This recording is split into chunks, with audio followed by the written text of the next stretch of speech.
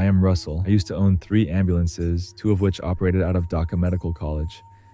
I was in the ambulance business, and during that time, a terrifying incident occurred in my life.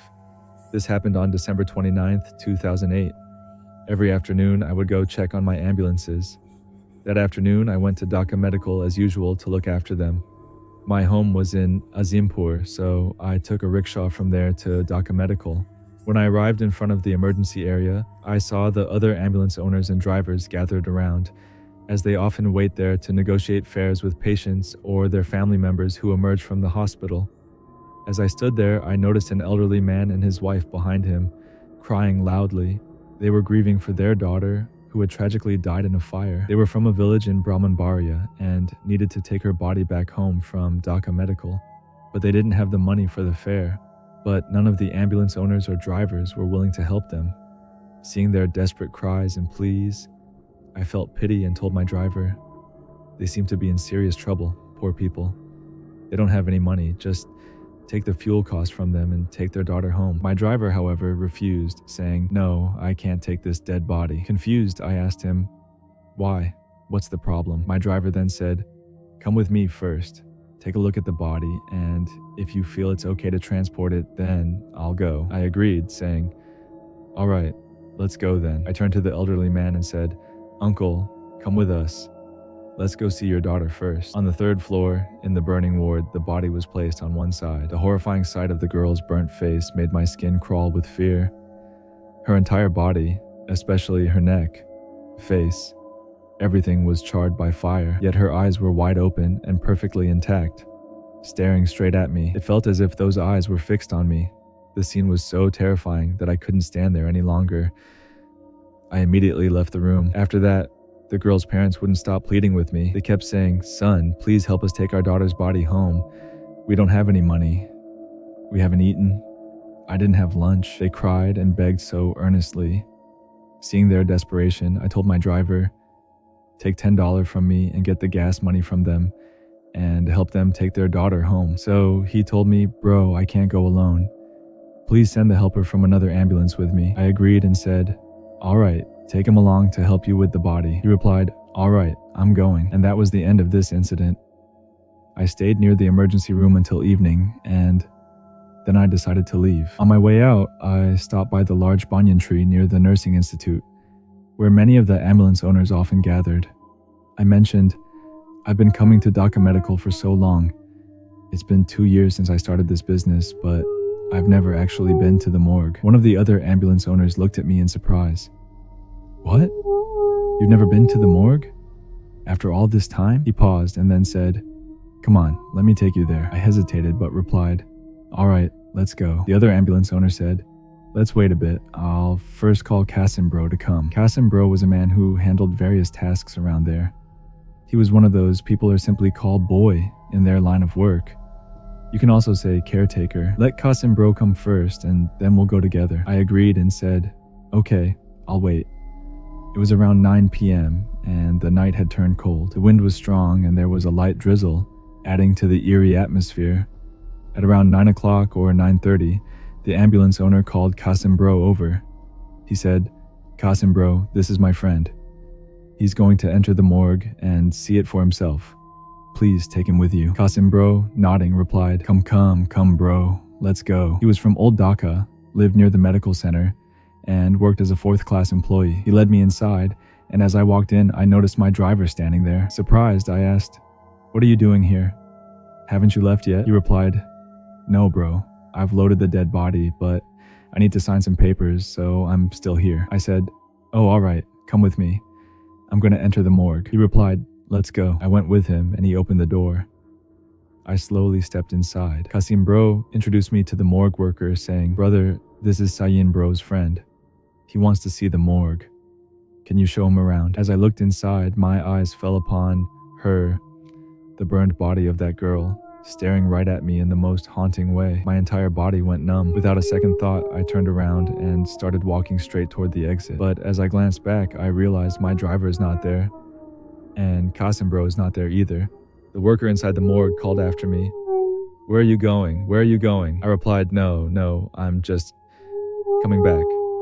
but I hurried out without looking back. Once outside, I felt the cold gusts of wind and a light drizzle falling. I walked over to the nursing institute and stood beside the security guard, trying to steady myself in the eerie atmosphere. I couldn't speak. I was too terrified. My entire body was drenched in sweat despite the cold. I felt overwhelmingly nervous, completely shaken. Slowly, I moved toward a light nearby and stood there for a long time, trying to gather myself. I thought of heading home, but I was so drained I didn't even have the strength to catch a rickshaw or any vehicle. I just felt completely lost, unable to move. Anyway, I looked at my watch and realized it was already midnight. I'd been standing there until 12 a.m., even though I never stay out after 10 p.m. Shocked by the time, I slowly started to walk, all alone, trying to make my way back home. As I reached the gate of Dhaka Medical, I noticed there were no rickshaws or cars in sight. I was terrified. Normally, there are plenty of tea stalls and restaurants open until late, but that night, everything was closed due to the rain. Usually, the streets around the hospital are filled with rickshaws and cars, but that night, there was nothing. I continued walking, step by step, and after a while, I reached a four-way intersection. Suddenly, I saw the dead body again approaching me. It spoke, asking for water. Water, water, give me some water. Without looking back, I started running as fast as I could. After running a short distance, I saw a rickshaw coming towards me. I jumped into it and urgently told the driver, "Uncle, please take me home." I told the rickshaw driver, "My house is in Azimpur. Take whatever money you want." I was trembling, my whole body shaking, and the rickshaw was shaking along with me. The driver asked, "What's wrong? Why are you sweating so much? Why are you acting like this?" I replied, "Uncle, just drive. Don't ask anything." And so, the driver kept driving without saying another word. As I moved forward, the road ahead grew darker. When I turned to my right, I saw that same dead body again, crawling toward the rickshaw, as if trying to grab hold of the rickshaw's wheel. At that moment, I completely lost control. I jumped out of the rickshaw and started running as fast as I could. While running, I reached a nearby market called Palashi. There, the tea stalls were still open. I sat down, shaken and exhausted. The people around poured water over my head, trying to calm me down. After a while, they asked, "What happened? What's wrong with you?" I told them, "I'm in trouble, Uncle, brothers. Please let me get on a rickshaw. I need to go to Azimpur, where my house is." By then, it was already 2 a.m. I managed to reach home. For the next 2 days, I was in terrible condition. I didn't tell anyone about what happened because I knew everyone would be terrified if they heard it. My name is Tushar. I'm from the town of Bibarat in Muradpur. This story takes place around January 2016 during the winter and revolves around the Karnafuli River in Chattogram. At that time, my father was building a new house across the river in a place called Mochak, just by the new bridge. My parents, along with my whole family, were staying there often. Sometimes I'd join them at our new home as well. One day, the family decided to go on a 10-day trip, but since I had a music show lined up, I couldn't join them. The first night alone at home felt strange, with the silence creeping in. I eventually managed to fall asleep, but it wasn't easy. On the second day, I decided to go out and hang around with some friends to shake off the loneliness. I even asked a few of them to come stay with me at our place, but everyone had some excuse or another. No one seemed interested in joining. Feeling a bit down, I found myself at the new bridge, not quite ready to head home. Instead, I decided to sit there for a while, trying to clear my mind. Suddenly, an idea struck me. Why not go down to the banks of the Karnafuli River? So I made my way there and found a quiet spot by the river. It was peaceful, with only 3 boats moored nearby. I settled down, put on my headphones, and started singing along to my favorite songs while also listening to some tunes. Time seemed to slip away unnoticed as I sat there. It was an incredibly strange yet wonderful feeling. Something so profound that I couldn't find the words to describe it. When I finally became aware of my surroundings, I noticed that dawn was breaking. I thought to myself how much time had passed without me realizing it. I chuckled to myself, stood up, and made my way back home. That day had felt so good that on the 3rd day, when I went out to hang out again, I didn't tell any of my friends where I had been or what I had done the day before.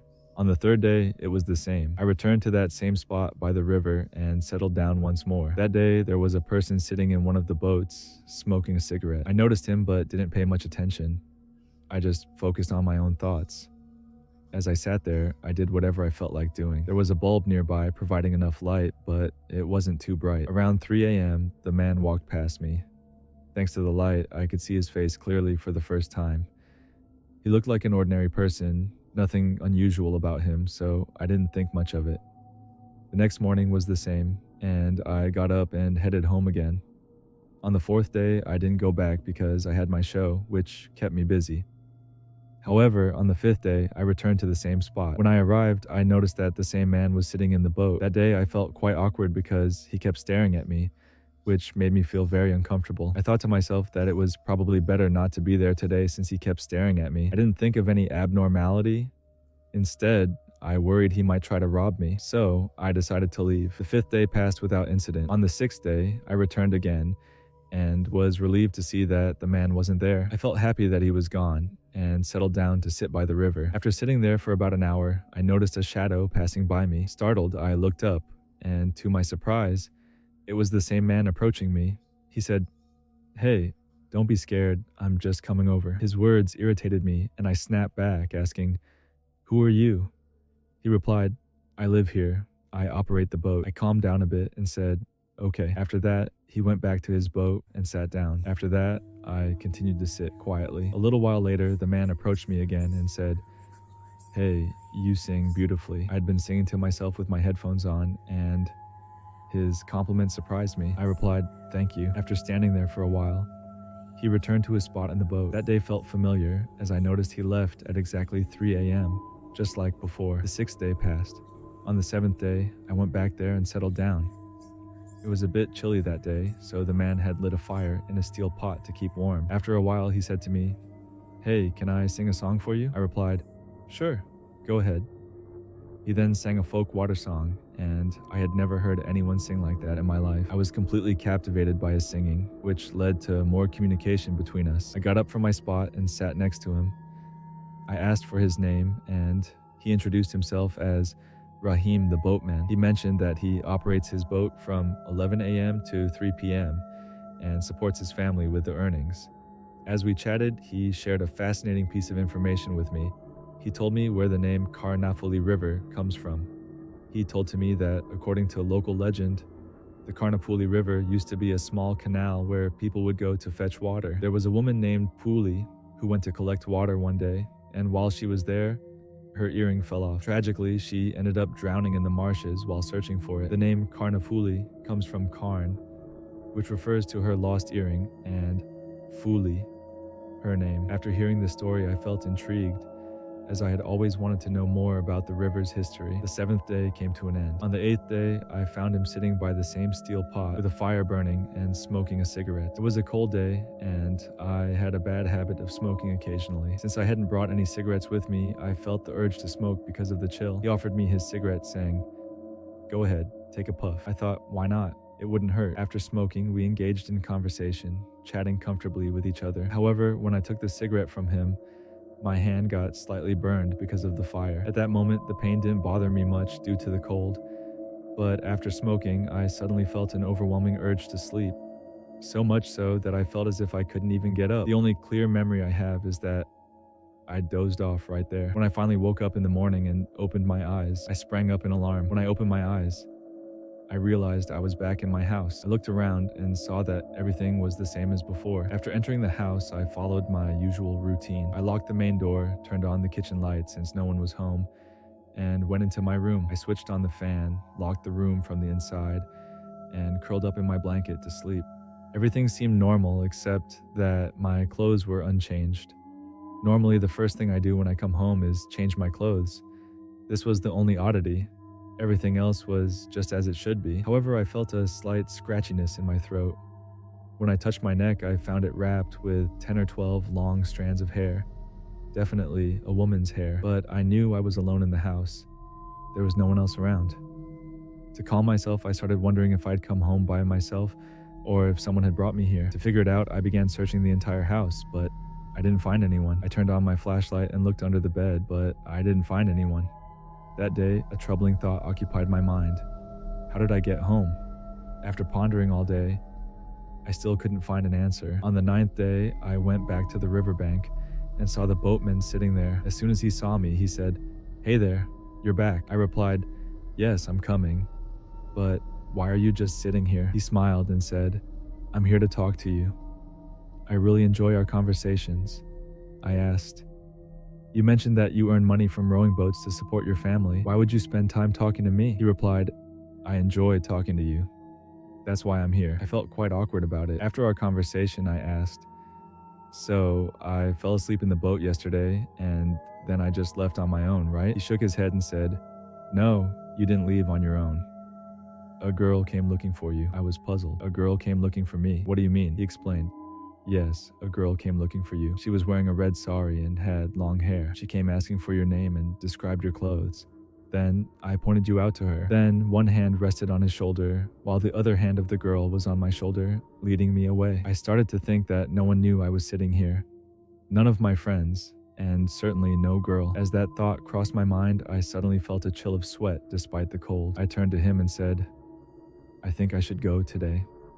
I'm feeling uneasy." After saying my goodbyes, I started to walk away. The path was a bit steep, and as I climbed, I noticed an elderly man standing there, dressed entirely in white. He then asked me, "Child, do you have a problem?" I replied, "No, Grandpa, why do you ask?" He continued, "Did you leave home after a fight, or have you been drinking?" I said, "No, Grandpa, nothing like that." "Why do you say that?" He responded, "Then who were you talking to all this time?" When I turned back to look at Rahim the boatman, I saw that no one was there. It wasn't like he had hidden away. There was nowhere for him to go. If someone were to leave, they would have to go into the river. A living person wouldn't just walk into the water. After realizing this, the old man I had been talking to didn't feel like a real person anymore. That day, as I took a CNG taxi home, even the driver didn't seem like a real person to me. In fact, none of the tenants in my building felt human either. I spent that night in my house, too scared to sleep, and I couldn't tell anyone about it because they would think I was crazy.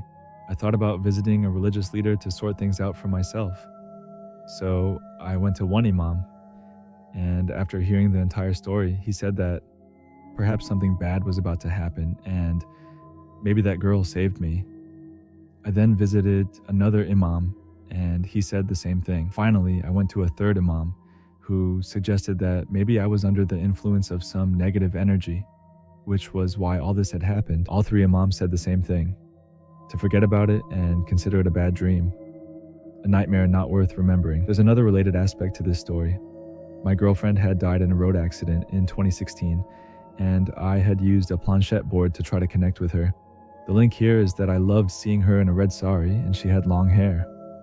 The one who saved me from that place was a girl with long hair wearing a red sari. Which of the two stories did you like the most? Please let me know in the comments.